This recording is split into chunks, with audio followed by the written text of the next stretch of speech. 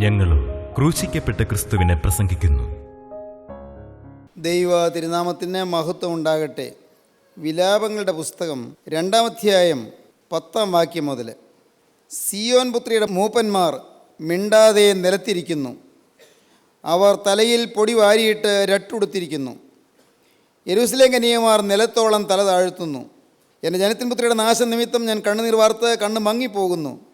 എൻ്റെ ഉള്ളം കലങ്ങി കരൾ നിലത്ത് ചൊരിഞ്ഞു വീഴുന്നു. പൈതങ്ങളും ശിശുക്കളും നഗരവീഥികളിൽ തളർന്നു കിടക്കുന്നു. അവർ നിഹതന്മാരെ പോലെ നഗരവീഥികളിൽ തളർന്നു കിടക്കുമ്പോഴും അമ്മമാരുടെ മാറിൽ വെച്ച് പ്രാണൻ വിടുമ്പോഴും ആഹാരവും വീഞ്ഞും എവിടെ എന്ന് അമ്മമാരോട് ചോദിക്കുന്നു. വീണ്ടും 2-ാം അധ്യായം 19-ാം വാക്യം മുതൽ. സിയോൻ പുത്രിയുടെ മതിലെ രാവും പകലും ഓലോല കണ്ണുനീരൊഴുക്കുക. നിനക്ക് തന്നെ സ്വസ്ഥത നൽകരുത്, നിൻ്റെ കൺമണി വിശ്രമിക്കുകയും അരുത്. രാത്രിയിൽ യാമാരംഭത്തിങ്കിൽ എഴുന്നേറ്റ് വിളിക്കുക. നിൻ്റെ ഹൃദയത്തെ വെള്ളം പോലെ കർത്തൃസന്നിധിയിൽ പകരുക. വീഥികളുടെ തലയ്ക്കലൊക്കെയും വിശപ്പ് കൊണ്ട് തളർന്നു കിടക്കുന്ന നിൻ്റെ കുഞ്ഞുങ്ങളുടെ ജീവരക്ഷയ്ക്കായി അവങ്കലേക്ക് കൈമലർത്തുക.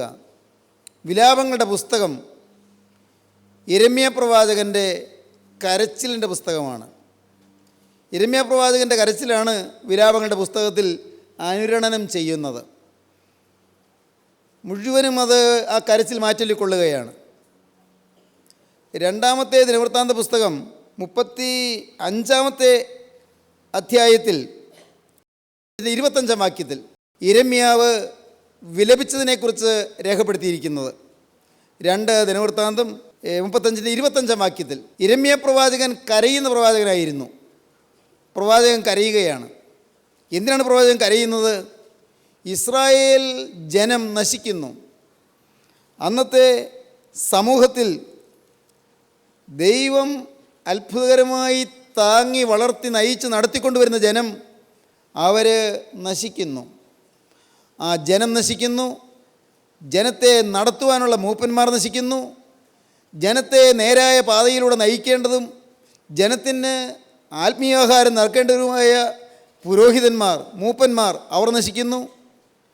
അവർ സുഖലോലുപരായി കൊട്ടാര സദൃശമായ മണിമന്ദിരങ്ങളിൽ അവർ പാർക്കുകയും സാധുക്കളായ ജനത്തെക്കുറിച്ച് ചിന്തയില്ലാതെ കഴിയുകയും ചെയ്യുന്നു. ഇതാണ് കാരണം. പ്രവാചകൻ പറയുകയാണ്, അവളുടെ പ്രവാചകന്മാർക്ക് യഹോവയെങ്കിലും ദർശനമുണ്ടാകുന്നതുമില്ല. ഇസ്രായേൽ ജനത്തിൻ്റെ പ്രവാചകന്മാർക്ക് ദൈവത്തിൽ ദർശനം കിട്ടുന്നില്ല. ദർശനം നഷ്ടപ്പെട്ടു പോയ പ്രവാചകന്മാർ, ദൈവികമായ ദർശനം നഷ്ടപ്പെട്ടു പോയ പുരോഹിതന്മാർ, ദൈവികമായ കാഴ്ചപ്പാട് നഷ്ടപ്പെട്ടു പോയ സുവിശേഷകന്മാർ, സുവിശേഷ വേലക്കാർ ഇന്നത്തെ സമൂഹത്തോട് ബന്ധപ്പെടുത്തി ഞാൻ പറയുകയാണ്. ആത്മാവിൻ്റെ ദർശനം നഷ്ടപ്പെട്ടു പോയിരിക്കുന്നു. അവളുടെ പ്രവാചകന്മാർക്ക് യഹോവയെങ്കിലും ദർശനം ഉണ്ടാകുന്നതുമില്ല. സിയോൻ പുത്രിയുടെ മൂപ്പന്മാർ മിണ്ടാതെ നിലത്തിരിക്കുന്നു, ഒന്നും മിണ്ടുന്നില്ല. അവർ മൗനികളായിപ്പോയി. തുടർന്ന് വായിക്കുന്നു, ജനത്തിൻ പുത്രിയുടെ നാശ നിമിത്തം ഞാൻ കണ്ണുനീർ വാർത്ത് കണ്ണ് മങ്ങിപ്പോകുന്നു. എൻ്റെ ഉള്ളം കലങ്ങി കരൾ നിലത്ത് ചൊരിഞ്ഞു വീഴുന്നു. പൈതങ്ങളും ശിശുക്കളും നഗരവീഥികളിൽ തളർന്നു കിടക്കുന്നു. അവർ നിഹതന്മാരെ പോലെ നഗരവീഥികളിൽ തളർന്നു കിടക്കുമ്പോഴും അമ്മമാരുടെ മാറു വെച്ച് പ്രാണൻ വിടുമ്പോഴും ആഹാരവും വീഞ്ഞും എവിടെയെന്ന് അമ്മമാരോട് ചോദിക്കുന്നു. വീഥികളുടെ തലയ്ക്കലൊക്കെയും വിശപ്പ് കൊണ്ട് തളർന്നു കിടക്കുന്ന നിൻ്റെ കുഞ്ഞുങ്ങളുടെ ജീവരക്ഷയ്ക്കായി അവങ്കിലേക്ക് കൈമലർത്തുക.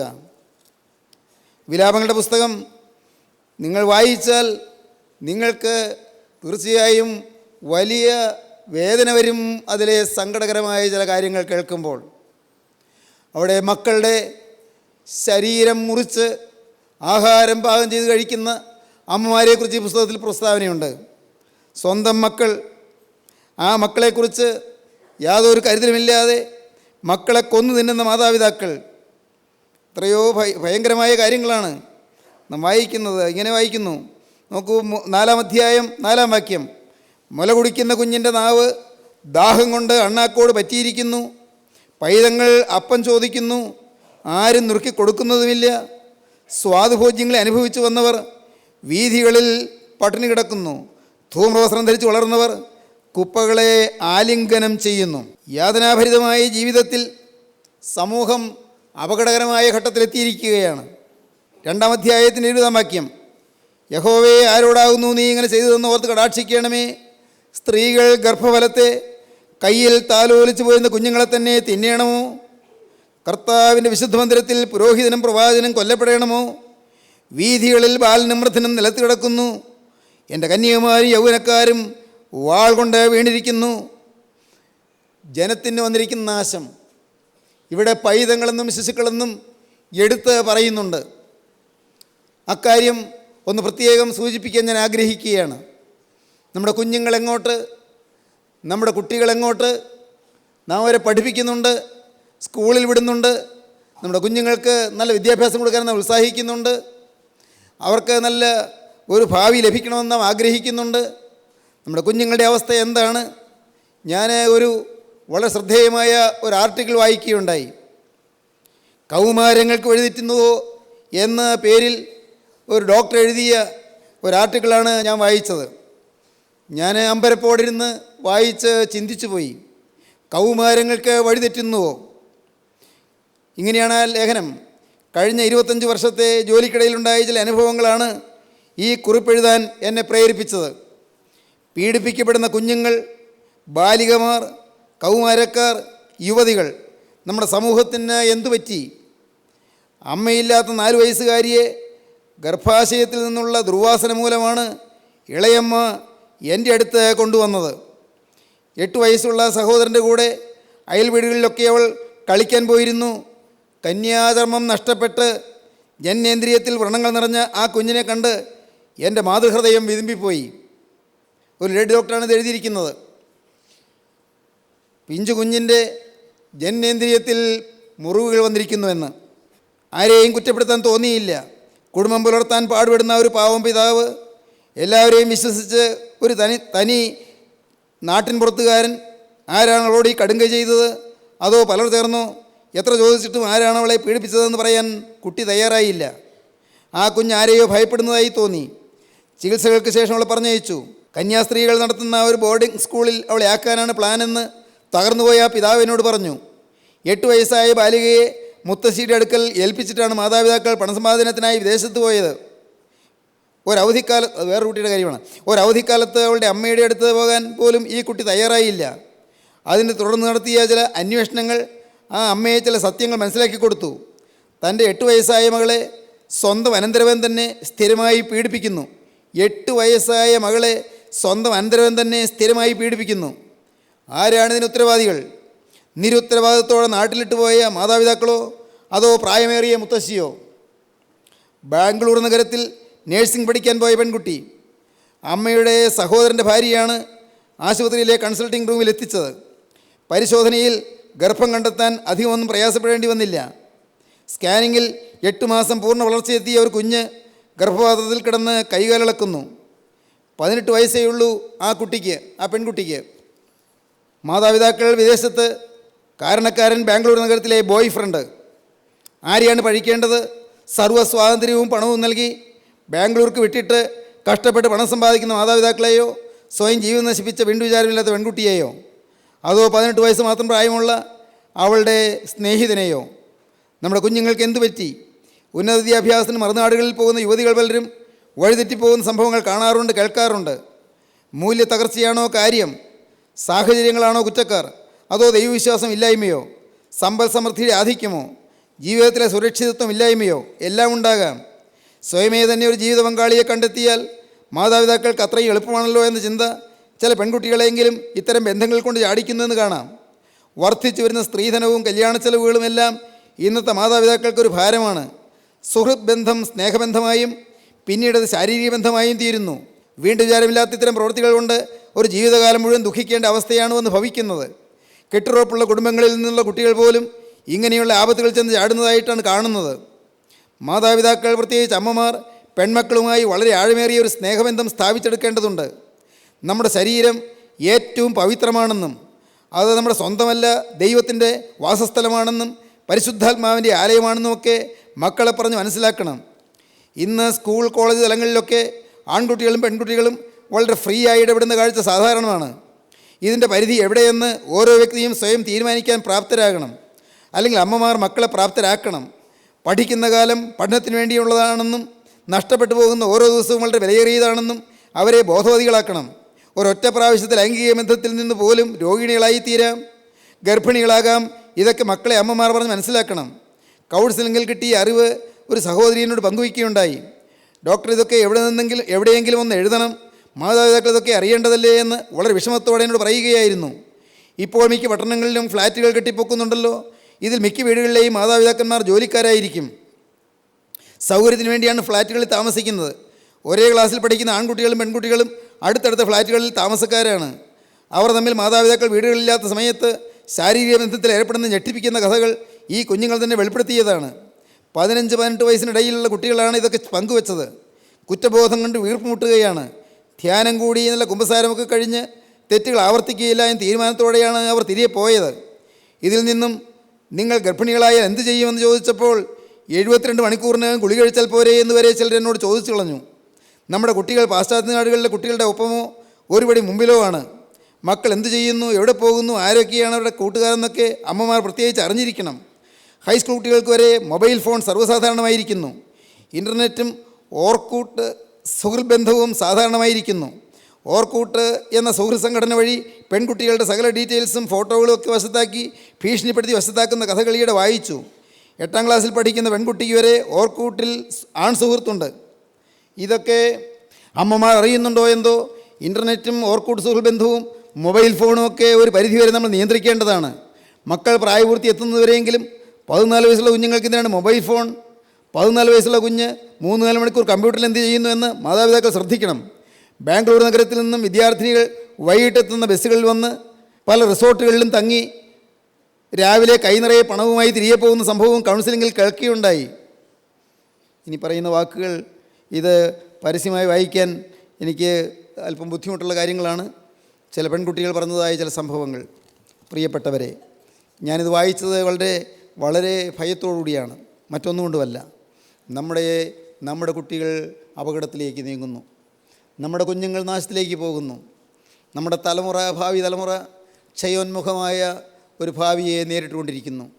എന്താണ് ചെയ്യേണ്ടത്? ചെയ്യേണ്ടതൊന്നേ ഉള്ളൂ. നിങ്ങൾക്ക് എന്ത് മനസ്സിലായി? ചെയ്യേണ്ടത് സുവിശേഷ വേല. യേശുവിൻ്റെ സുവിശേഷം നമ്മുടെ കുഞ്ഞുങ്ങളിലെത്തിക്കണം. കർത്താവായ യേശുവിൻ്റെ ജീവദായകമായ രക്ഷണീയമായ സുവിശേഷം നമ്മുടെ ചെറുപ്പക്കാരിലേക്ക് എത്തിക്കണം. അതിനെന്താണ് പോകാൻ വഴി? എന്താണ് ചെയ്യേണ്ടത്? ഇന്ന് ഈ കേസുകളും ബഹളങ്ങളും വഴക്കുകളും പള്ളി വ്യവഹാരങ്ങളും എല്ലാം വിട്ടിട്ട്, പ്രിയപ്പെട്ടവരെ, മതസ്പർദ്ധയും വർഗസ്പർദ്ധയും എല്ലാം വിട്ടിട്ട്, മതവൈരാഗ്യവും മതചിന്തകളും വിട്ടിട്ട്, മതഭേദം കൂടാതെ, സമുദായ വ്യത്യാസം കൂടാതെ, കക്ഷി പരിഗണന കൂടാതെ എല്ലാവരും യേശുക്രിസ്തുവിൻ്റെ സുവിശേഷത്തിൻ്റെ വഴിയിലേക്ക് തിരിഞ്ഞിരുന്നെങ്കിൽ, കർത്താവിൻ്റെ സുവിശേഷത്തിൻ്റെ വഴിയിലേക്ക് തിരിഞ്ഞിരുന്നെങ്കിൽ എങ്കിൽ സമൂഹം രക്ഷപ്പെടുമായിരുന്നു. സംസ്കാരഭദ്രമായ ഒരു തലമുറയെ നമുക്ക് വളർത്തിയെടുക്കാമായിരുന്നു. സംസ്കാരഭദ്രമായ ഒരു തലമുറ. മനുഷ്യനെ മനുഷ്യനാക്കാൻ ക്രിസ്തുവിനെ കൈക്കൊള്ളുന്നതാണ് ഇന്നത്തെ ആവശ്യം. മനുഷ്യനെ മനുഷ്യനാക്കുന്ന ക്രിസ്തുവാണ്. മനുഷ്യനെ മനനം ചെയ്യാൻ കഴിവുള്ളവനാക്കുന്നവനാണ് ക്രിസ്തു. മനുഷ്യനെ തന്നെത്താൻ കാണാൻ കഴിവുള്ളവനാക്കുന്നതാണ് ക്രിസ്തു. ദൈവത്തിന് സ്തോത്രം. ദൈവത്തിൻ്റെ വലിയ നാമം മഹത്വപ്പെടട്ടെ. ഞാൻ നിങ്ങളോട് പറയട്ടെ, നിങ്ങൾക്ക് എന്തെങ്കിലുമൊക്കെ ചെയ്യാനുണ്ടോ? നിങ്ങൾ ചിന്തിക്കണം. കർത്താവിൻ്റെ വേലയ്ക്ക് വേണ്ടി എന്തെങ്കിലും ചെയ്യാനുണ്ടോ? യേശുവിൻ്റെ വേലയ്ക്ക് വേണ്ടി നിങ്ങൾക്ക് എന്താണ് സഹായിക്കാൻ പറ്റുന്നത്? എന്താണ് ചെയ്യാൻ പറ്റുന്നത്? നിങ്ങളോട് ഞാൻ പൈസ ചോദിക്കാനല്ല പറഞ്ഞത്. എൻ്റെ ദൈവത്തിന് സ്തോത്രം. എൻ്റെ കർത്താവിൻ്റെ വലിയ നാമം മഹത്വപ്പെടട്ടെ. പക്ഷേ ഞാൻ മറ്റൊന്ന് പറയുകയാണ്. പൈസ നിങ്ങൾ മുടക്കണ്ട. നിങ്ങളൊരു പൈസയും ചിലവഴിക്കേണ്ട. നിങ്ങൾ ചിലവഴിക്കേണ്ടത് നിങ്ങളുടെ ആയുസ് യേശുവിന് കൊടുക്കുക. യേശുവിന് വേണ്ടി നിങ്ങളുടെ ജീവിതം കൊടുക്കുക. കർത്താവേ, ഒരു ചുരുങ്ങിയ ആയുസ് എൻ്റെ മുമ്പിലുണ്ട്. ഒരു ചുരുങ്ങിയ ആയുസ്. എത്ര നിമിഷങ്ങളെന്ന് എനിക്ക് അറിഞ്ഞുകൂടാ, എത്ര ദിവസങ്ങളെന്ന് എനിക്ക് അറിഞ്ഞുകൂടാ, എത്ര നാളുകളെന്ന് എനിക്ക് അറിഞ്ഞുകൂടാ. യേശുവേ, എത്ര മാസങ്ങളെന്ന് എനിക്ക് അറിഞ്ഞുകൂടാ, അല്ല വർഷങ്ങളുണ്ടോ എനിക്ക് അറിഞ്ഞുകൂടാ. എനിക്കറിയാം ഒരു ദിവസം ഞാൻ ഈ ഭൂമിയിൽ നിന്ന് മാറ്റപ്പെടുമെന്ന്. പ്രിയപ്പെട്ടവരെ, നിങ്ങൾ ദൈവത്തോട് പറയണം. ദൈവത്തോട് നിങ്ങൾ വാക്ക് പറയണം. കർത്താവേ, ഒരു ചുരുങ്ങിയ ആയുഷ്കാലം, വളരെ വളരെ വളരെ ചുരുങ്ങിയൊരു കാലം, അതിന് നഷ്ടപ്പെടുത്താനുള്ളതല്ല. കർത്താവേ, അത് നിൻ്റെ മഹത്വമുള്ള വേലയ്ക്ക് വേണ്ടി ഞാനിതാ സമർപ്പിക്കുകയാണ്. നിൻ്റെ ഒരു വിശുദ്ധനാകാൻ ഞാനിതാ സമർപ്പിക്കുകയാണ്. എന്നെയും എനിക്കുള്ളതിനെയും നിൻ്റെ കരങ്ങളിലേക്ക് ഞാൻ തരികയാണ്. നിങ്ങൾക്ക് എന്തെങ്കിലും പറയാൻ പറ്റുമോ? നിങ്ങളിൽ ബുദ്ധിജീവികളുണ്ട്, നിങ്ങളിൽ ജ്ഞാനികളുണ്ട്, നിങ്ങളിൽ അറിവുള്ളവരുണ്ട്, നിങ്ങളിൽ പാണ്ഡിത്യമുള്ളവരുണ്ട്, നിങ്ങളിൽ വലിയ കഴിവുകളുള്ളവരുണ്ട്, പലതരത്തിലുള്ളതായ സിദ്ധികളുള്ളവരുണ്ട്, പലതരത്തിലുള്ള നൈപുണ്യങ്ങളും പ്രാവീണ്യങ്ങളും ഉള്ളവരുണ്ട്. നല്ലത് നിങ്ങൾക്കുള്ള വിഭവങ്ങൾ ക്രിസ്തുവിന് വേണ്ടി നിങ്ങൾ കൊടുക്കുക, ക്രിസ്തുവിന് വേണ്ടി ചെലവഴിക്കാൻ നിങ്ങൾ തയ്യാറാകുക. നിങ്ങൾക്കുള്ളത് എന്ത്? നിങ്ങളുടെ ആയുസ്, വിലയേറിയൊരു ആയുസ് നിങ്ങളുടെ മുന്നിലുണ്ട്. ദൈവത്തിന് സ്തോത്രം. എത്ര കാലം എന്നറിയാൻ വയ്യല്ലോ പ്രിയപ്പെട്ടവരെ. ഞാനത് ആവർത്തിച്ച് പറയട്ടെ, അനേകരുടെ പടിക്കൽ മരണദൂതൻ വന്ന് മുട്ടിക്കഴിഞ്ഞിരിക്കുന്നു. ദൈവത്തിന് സ്തോത്രം. മരണദൂതൻ വാതുക്കൽ വന്നിരിക്കുന്നു. ദൈവവൈതലേ, നീ അറിയുന്നില്ല, നീ കാണുന്നില്ല, അടുത്ത നിമിഷം നിനക്കുള്ളതല്ല. അതുകൊണ്ട് ദൈവവൈതലേ, നിന്നോട് പറയട്ടെ, നീ ഇപ്പോൾ തന്നെ നിൻ്റെ ജീവിതം യേശുവിന് കൊടുക്കുക, യേശുവിൻ്റെ കരങ്ങളിലേക്ക് വെച്ച് മാറുക. അവൻ നിന്നെ വളർത്തും, അവൻ നിന്നെ രൂപാന്തരപ്പെടുത്തും, അവൻ നിന്നെ ഒരു വിശുദ്ധനാക്കും. നിൻ്റെ സ്വഭാവം അവൻ മാറ്റും, നിൻ്റെ പ്രകൃതം അവൻ മാറ്റും. നിൻ്റെ ഹൃദയത്തിലേക്ക് അവൻ സത്യസ്നേഹമായി കടന്നു വരും. എന്താണ് പ്രിയപ്പെട്ടവരെ സ്നേഹം? സ്നേഹം എന്ന് പറഞ്ഞാൽ എന്താണ് നാം ധരിക്കുന്നത്? സാക്ഷാലുള്ള സ്നേഹം എന്താണ്? യേശുവിൻ്റെ സ്നേഹമല്ലയോ നിർമ്മല സ്നേഹം? അതല്ലയോ വ്യവസ്ഥയില്ലാത്ത സ്നേഹം? അതല്ലയോ ഉപാധിയില്ലാത്ത സ്നേഹം? അതല്ലയോ പ്രതിഫലേച്ഛയില്ലാത്ത സ്നേഹം? അതല്ലയോ പ്രത്യുപകാരം കാക്ഷിക്കാത്ത സ്നേഹം? അതല്ലയോ ശത്രുക്കളെ സ്നേഹിക്കുന്ന സ്നേഹം? ആ സ്വർഗീയ സ്നേഹം ഇപ്പോൾ നിങ്ങളുടെ ഹൃദയവാതിക്കൽ വന്ന് മുട്ടുകയാണ്. ആ സ്നേഹത്തിന് തുടിപ്പുകളാണ് പ്രിയപ്പെട്ടവരെ നിങ്ങളുടെ ചങ്കിൽ വന്ന് അലച്ചുകൊണ്ടിരിക്കുന്നത്. ആ സ്നേഹത്തിൻ്റെ സ്പന്ദനങ്ങളാണ് നിങ്ങളുടെ ചങ്കിൽ വന്ന് മുട്ടിക്കൊണ്ടിരിക്കുന്നത്. ആ സ്നേഹത്തിൻ്റെ അനുരണനമാണ് നിങ്ങളുടെ ഹൃദയത്തിൽ മാറ്റൊലിക്കൊണ്ടുകൊണ്ടിരിക്കുന്നത്. ഇന്ന് ഈ വാക്കുകൾ നിങ്ങൾ കേട്ടുകൊണ്ടിരിക്കുമ്പോൾ ക്രൂസിലെ സ്നേഹം നിങ്ങളെ ക്ഷണിക്കുകയാണ്. പാപിക്ക് വേണ്ടി തിരുരക്തം ചിന്തിയ സ്നേഹം നിങ്ങളെ വിളിക്കുകയാണ്. നിങ്ങളിത് കേട്ടുകൊണ്ടിരിക്കുമ്പോൾ പാപിക്ക് വേണ്ടി ക്രൂസിൽ മരിച്ച സ്നേഹം നിങ്ങളെ മാടി മാടി വിളിക്കുകയാണ്. ശൗലേ, ശൗലേ, നീ എന്നെ ഉപദ്രവിക്കുന്ന എന്ത് എന്ന് ചോദിച്ച് നിഷ്ഠൂരനും ഉപദ്രവിയും ദുഷ്ടനുമായ ശൗലിനെ പൗലോസാക്കി മാറ്റിയ ക്രൂസിലെ സ്നേഹം നിങ്ങൾ രൂപാന്തരപ്പെടുത്താൻ അധ്വാനിക്കുകയാണ്. ദമസ്കോസിന്റെ പടിവാതിക്കൽ നിങ്ങൾ എത്തിയിരിക്കുകയാണ്. പടിവാതിക്കൽ വന്ന് ഇതാ യേശുവിന്റെ ദിവ്യപ്രകാശം നിങ്ങളെ ചുറ്റി മിന്നുകയാണ്. ആ സ്വർഗീയ പ്രകാശം നിങ്ങൾക്ക് ചുറ്റും ജ്വലിക്കുകയാണ്. ആ പ്രകാശ ധോരണിയിൽ നിങ്ങൾ മയങ്ങി പോവുകയാണ്. ആ പ്രകാശം നിങ്ങളെ ഇന്ന് ഉണർത്തുകയാണ്. ആ പ്രകാശം നിങ്ങളുടെ ഹൃദയത്തിലേക്ക് കടന്നു വരികയാണ്. ആ പ്രകാശ ധോരണി നിങ്ങളെ മയക്കുകയാണ്. ഓ ജീവനുള്ള ക്രിസ്തുവിൻ്റെ സ്നേഹത്തിൻ്റെ പ്രകാശം നിങ്ങളെ സ്വാധീനം ചെയ്യുകയാണ്. നിങ്ങൾക്ക് ഈ ക്രിസ്തുവിനെ ഇപ്പോൾ സ്വീകരിക്കാൻ പറ്റുമോ? അവനെ നിങ്ങൾ വെറും കൈയായി വിടല്ലേ, അവനെ നിങ്ങൾ പറഞ്ഞയക്കല്ലേ. യേശുവേ, ഞാനും ഇതാ നിന്റെ കൂടെ. യേശുവേ, കുരിശി ചുമക്കുന്ന യേശുവേ, നിന്റെ പിന്നാലെ ഞാനും ഇതാ കുരിശി ചുമന്നുകൊണ്ട്, നിന്നയുടെ കുരിശി ചുമന്നുകൊണ്ട്, ആക്ഷേപത്തിന്റെ കുരിശി ചുമന്നുകൊണ്ട്, ഒറ്റപ്പെടുത്തലിന്റെ കുരിശി ചുമന്നുകൊണ്ട്, ഭയങ്കരമായ കഷ്ടതയുടെ കുരിശി ചുമന്നുകൊണ്ട്, അപഹസനത്തിന്റെയും ആക്ഷേപത്തിന്റെയും അവഹേളനത്തിന്റെയും കുരിശി ചുമന്നുകൊണ്ട് ഞാനും ഇതാ വരുന്നു. ശാപകരമായ കുരിശി ചുമന്ന് ഞാനും വരുന്നു. കർത്താവേ, ശാപഗ്രസ്തമായ കുരിശ് അനുഗ്രഹത്തിൻ്റെ നിദാനമായി തീർന്നല്ലോ കർത്താവേ. ശപിക്കപ്പെട്ടത് എന്ന് കരുതപ്പെടുന്ന കുരിശ് അനുഗ്രഹത്തിന് കാരണമായി തീർന്നല്ലോ. നമുക്ക് സമർപ്പിക്കാം പ്രിയപ്പെട്ടവരെ.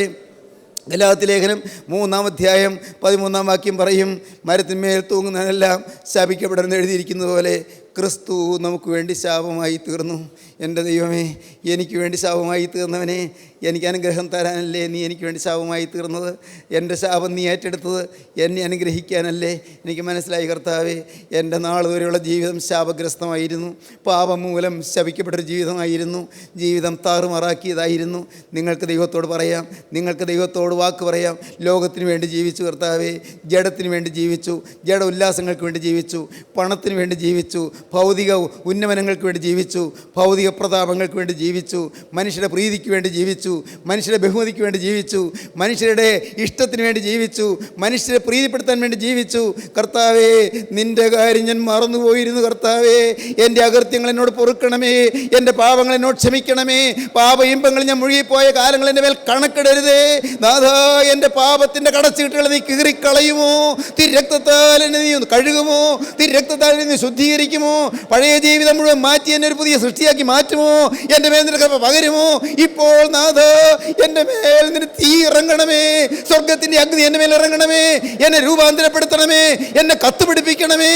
എൻ്റെ സിരകളിലൂടെ സ്വർഗത്തിൻ്റെ തിരക്തം ഒഴുകണമേ യേശുവേ.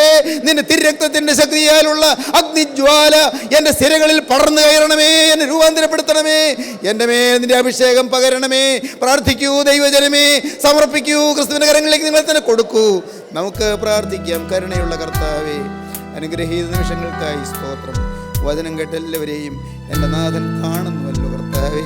നിൻ്റെ മക്കളെ അവിടെ തൊടുന്നുവല്ലോ കർത്താവേ. നിൻ്റെ മക്കളുടെ മേൽ കൃപ പകരുന്നുവല്ലോ കർത്താവേ. സ്നേഹം ഒഴുകുന്നല്ലോ കർത്താവേ. സ്നേഹത്തിൻ്റെ അത്ഭുത ശക്തിയാൽ നിങ്ങളെ സ്വാധീനം ചെയ്യുന്നല്ലോ കർത്താവേ. എല്ലാവരെയും തലോടണമേ, ദുഃഖിക്കുന്നവരെ ആശ്വസിപ്പിക്കണമേ, രോഗികളെ സൗഖ്യമാക്കണമേ. മനോനൊമ്പരത്തിൽ വലയുന്നവരെ എൻ്റെ നാഥൻ പ്രത്യേകം സന്ദർശിച്ച് വേദനകൾ മാറ്റിക്കൊടുക്കണമേ കർത്താവേ. ഹൃദയത്തിൽ ഏറിയ പ്രയാസങ്ങളും ഭാരങ്ങളുമായി ആകുലങ്ങളുമായി ആവലാദികളുമായി വലഞ്ഞിരിക്കുന്നവർക്ക് ആശ്വാസം കൊടുക്കണമേ. എല്ലാവരെയും അനുഗ്രഹിക്കണമേ.